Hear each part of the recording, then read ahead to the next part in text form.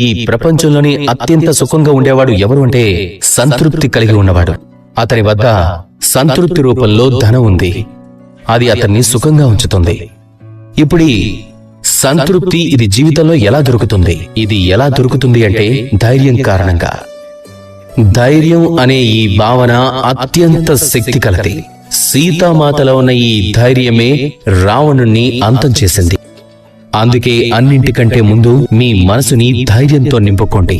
ఈ ధైర్యమే మిమ్మల్ని సంతృప్తి వైపు నడిపిస్తూ ఉంటుంది. ఇక సంతృప్తి మిమ్మల్ని లోభం, మోహం, కోరికల నుంచి దూరం చేస్తుంది, సుఖాన్ని ఇస్తుంది. పరమాత్ముణ్ణి ఆరాధించండి. అలానే మీలోని ఉన్న ఆత్మని కూడా నమ్మండి. ఎందుకంటే ఈ లోకంలో మీరు చెయ్యలేని కార్యం అంటూ ఏదీ లేదు. ప్రతి నరుల్లోనూ నారాయణుడుంటాడు. ప్రతి నారిలోనూ లక్ష్మీదేవి. మీలో ఉన్న నారాయణుణ్ణి గుర్తించండి. అలాగే ఈ కాలచక్రాన్ని మార్చండి.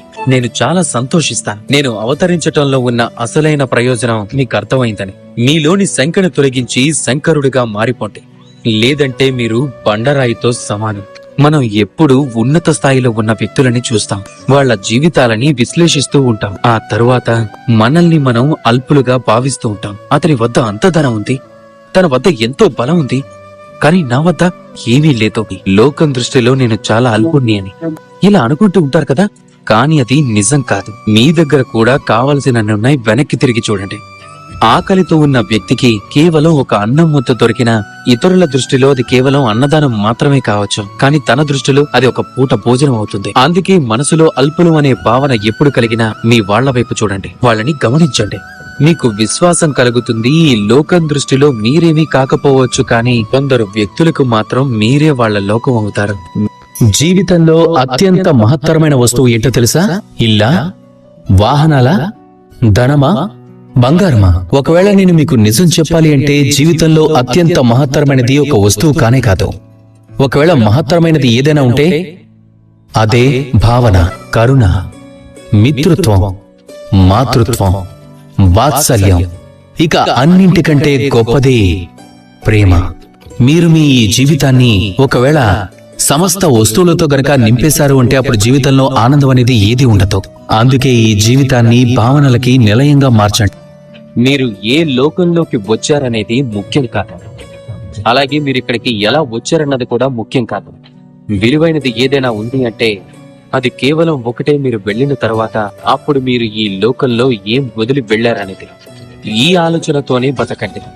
ఒకరి దృష్టిలో నరకంలో ఉన్న దేన్నైనా మీరు ఒక స్వర్గంలా మార్చి వెళ్లారు అంటే అప్పుడు మీ జీవితం అలాగే మీ లోకం రెండూ ధన్యమైపోతాయి. మనిషి మనిషికి సహాయపడతాడు అని మీరు ఖచ్చితంగా నిజమే చెప్పారు. కానీ నిరంతరం సహాయం తీసుకోవడం న్యాయం కానే కాదు. ఒకవేళ మళ్లీ మళ్లీ సహాయం తీసుకోవడం అలవాటైతే మీకు మీరే బలహీనులైపోతారు. మీకు మీరే మార్గం వెతుక్కోటానికి బదులు అన్నిటికీ మీరు ఇతరుల సహాయం అడుగుతూ ఉంటారు. ఇక రెండో విషయం, సహాయంతో పాటు కలిసొస్తుంది ఉపకారపు భారం. మీరు ఎవరి సహాయం అయితే తీసుకుంటారో వాళ్ల ముందు తలంచుకొని ఉండాల్సి ఉంటుంది. అందుకే కష్టాల్లో కూడా బాగా ఆలోచించి మాత్రమే సహాయం తీసుకోవాలి. ఎందుకంటే కష్టాలు కొన్ని రోజుల తరువాత తీరిపోతాయి. కానీ ఆ ఉపకారపు రుణభారం ఏదైతే ఉందో అది జీవితాంతం మీ మీదే. మనందరికీ ఏదో ఒక సందర్భంలో కోపం వస్తూనే ఉంటుంది. కానీ ఈ కోపం అనేది ఎందుకు వస్తుంది? ఎప్పుడైనా మీరు ఆలోచించారా? ఈ కోపం ఎప్పుడొస్తుంది అంటే మన మనసు కోరుకున్నట్లు ఏదైనా జరగకపోతే, ఎవరైనా మన మాటల్ని అంగీకరించినప్పుడు, ఎప్పుడైనా మనకి పరాజయం కలిగినప్పుడు. కానీ ఈ పరిస్థితులన్నింటికీ కారణం ఒక్కటే ఉంటుంది. కోపం అనేది మన బలహీనత వల్లే జన్మిస్తుంది. ఒకవేళ కోపాన్ని మన అదుపులో పెట్టుకోకపోతే అప్పుడు భ్రమ జన్మిస్తుంది. ఒకవేళ భ్రమని అదుపులో పెట్టుకోకపోతే విచక్షణ కోల్పోవటం మొదలవుతుంది. ఒకవేళ విచక్షణని అదుపులో పెట్టుకోకుంటే ఆ వ్యక్తి యొక్క ఆలోచనే నాశనం అవుతుంది. ఆలోచించి అర్థం చేసుకునే శక్తి శూన్యం అవుతుంది. ఆ విధంగా ఆ వ్యక్తి యొక్క పతనం మొదలవుతుంది. అందుకే మీ ఆవేశాన్ని అదుపులో పెట్టుకోండి. ఒకవేళ మీరు స్థిరంగా ఉంటే, శాంతంగా ఉంటే, అప్పుడు మీరు మీ యొక్క ఆత్మని చూస్తూ, వింటూ అర్థం చేసుకోగలుగుతారు.